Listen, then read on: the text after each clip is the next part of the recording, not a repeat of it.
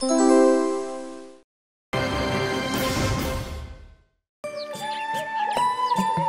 समय पहले एक राज्य में प्रताप सिंह नाम का एक राजा रहता था और उनकी कन्या रूपमाला रहती थी। रूपमाला बहुत अहंकारी थी, इस वजह से राजा हर वक्त चिंतित रहते थे। वो यही सोचते कि उसका अहंकार कैसे तोड़ा जाए। राजा ने रूपमाला के शादी के बारे में सोचा।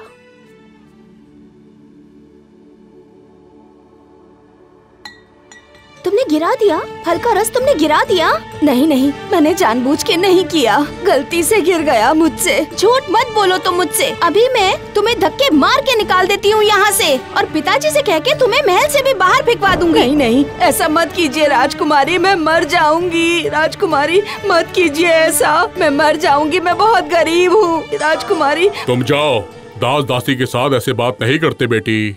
कैसे अच्छे से बात करूं इनसे पिताजी? एक भी काम ये ठीक से नहीं करते हैं। इन्हें क्या अपने सर पे बिठा के रखूं? वो छोड़ो, जो बोलने के लिए आया था कि कल तुम्हारा मैंने स्वयंवर रखा है। दूर दूर से तुम्हें देखने राजकुमार आएंगे। कल सुबह तैयार होके रहना।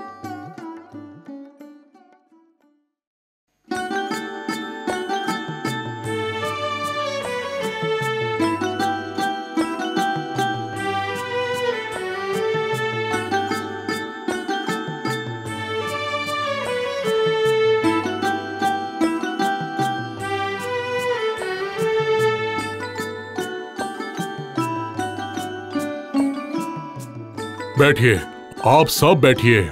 जैसा कि आप सभी को पता है कि आप लोगों को यहाँ पर क्यों बुलाया गया है। मेरी इकलौती बेटी के स्वयंवर के लिए। मेरी बेटी रूपमाला अपने जीवन संगीन को चुनेगी। वो सबके सामने जाएगी और जिसको भी वरमाला डालेगी वही उनका पति होगा और वही होगा मेरा दामाद। चलिए, वक्त जाया न करते हुए हम शुरू करते हैं।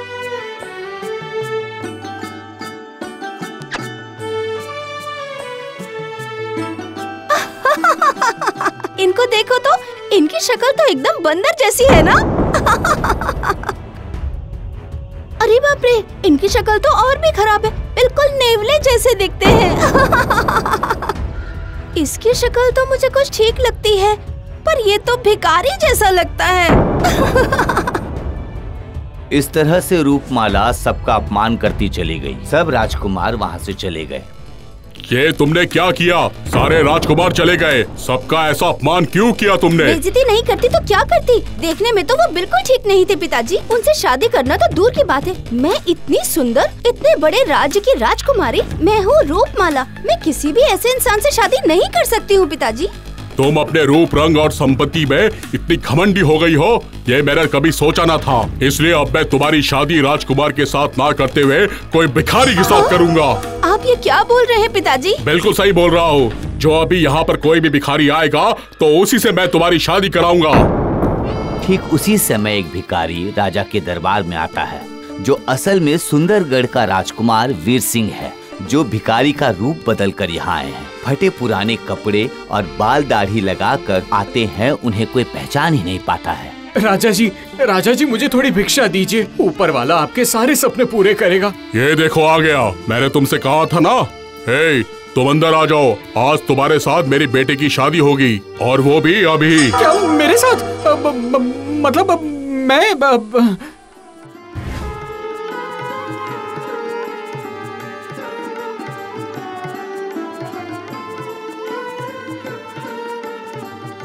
मैं आशीर्वाद देता हूँ कि तुम लोग सुखी हो और दिल लगाकर तुम अपना घर संसार सुखी रख पाओ। अभी तुम मेरी बेटी को लेके जा सकते हो। अपने घर जाओ। मतलब मैं यहाँ से कहाँ जाऊंगी? मैं यहाँ से कहीं नहीं जाऊंगी। ऐसा बोलने से नहीं होगा। अब ये तुम्हारा घर नहीं रहा, ये तुम्हारा घर नहीं है। अब तुम यहाँ नहीं रुक सकती, इसलिए चुपचाप चली जाओ। जाओ, अपने पति के साथ जाओ। अरे बाप रे, कितनी धूप है। अरे बाप रे, मैं और नहीं चल सकती। अब मैं क्या करूँ, तुम ही बताओ। मेरे पास तो छाता भी नहीं है। अरे सुनो, जरा ये तो बताओ कि तुम्हारा घर कहाँ है? यहीं पास के राज्य में है, जल्दी पहुँच जाएंगे। है? ये क्या बोल रहे हो? इतनी दूर है? इतना दूर क्या मैं पैदल चल के जाऊंगी? ऐसा कभी नहीं हो सकता। तो मैं क्या करूँ, तुम ही बताओ। मेरे पास तो घोड़ा गाड़ी भी नहीं है। जब तुम्हारे पास कुछ नहीं है तो तुमने मुझसे शादी क्यों की? बताओ बताओ मुझे। हाँ, तो मैं क्या शादी करने के लिए आया था? मैं तो भिक्षा मांगने के लिए आया था। मैं क्या करूँ? तुम्हें हमारा ही घर मिला भीख मांगने के लिए। कहीं और नहीं जा सकते थे तुम भीख मांगने? कितना समय लगेगा घर जाने में? अरे यही तो, शाम तक पहुंच जाएंगे। शाम हो जाएगी? दोपहर से शाम हो जाएगी चलते चलते।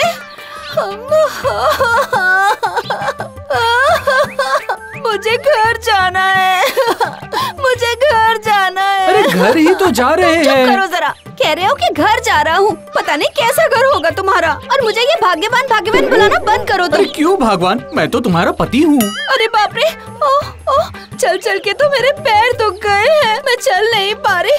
अरे बाप रे, बहुत दर्द हो रहा है मुझे, चल नहीं पा रही। क्या करूँ?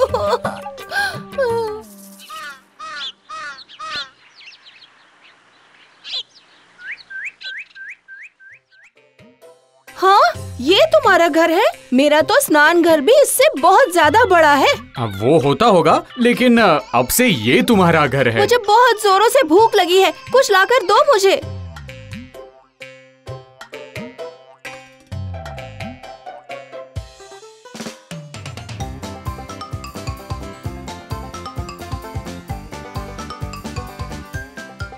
ये लो।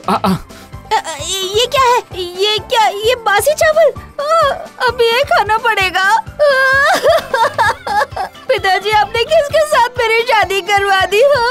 मैं ये खाना नहीं खा सकती हूँ। मैंने कभी ऐसा खाना नहीं खाया। मैं नहीं खा सकती हूँ ये।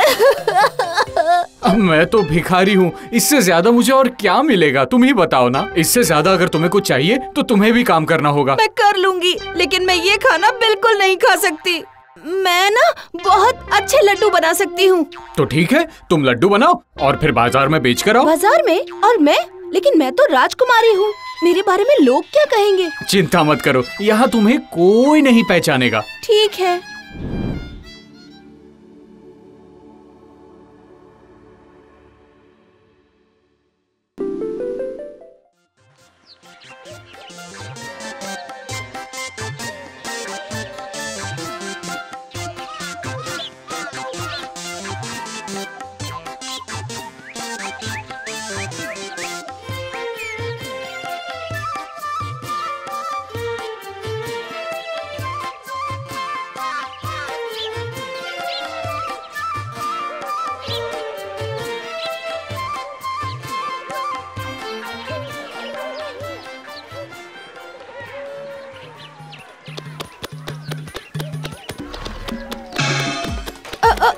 ये क्या हुआ? क्या हुआ? हाय हाय हाय हाय, ये क्या हो गया?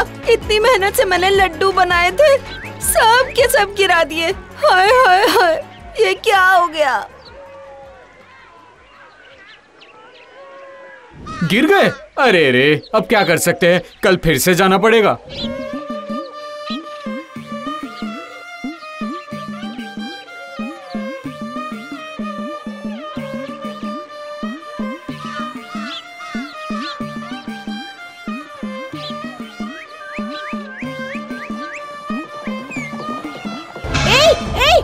तुमने मेरे लड्डू क्यों गिरा दिए?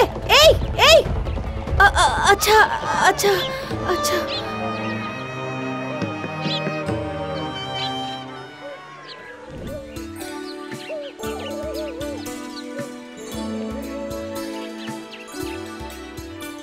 इसी तरह 2-3 सप्ताह कट जाने के बाद उसका लड्डू बिकना शुरू होता है। मुझे एक लड्डू तो दो ना। वाह, ये तो बहुत स्वादिष्ट है। लाओ लाओ, 10 लड्डू लाओ, 10 लड्डू दो, 10 लड्डू। हाँ, चलो इतने दिन के बाद मेरे लड्डू तो बिके कम से कम। सच है, कितनी मेहनत से लोग पैसा कमाते हैं ना।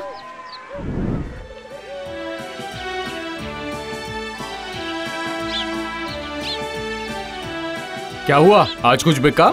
हाँ हाँ हाँ, आज तो मेरे सारे के सारे लड्डू बिक गए। तो ठीक है, आज मांस मटन खाते हैं। नहीं, आज हम बासी खाना ही खा लेंगे। इतनी मुश्किल से तो पैसा कमाया, सारा का सारा मच्छी मटन में ही खर्च हो जाएगा।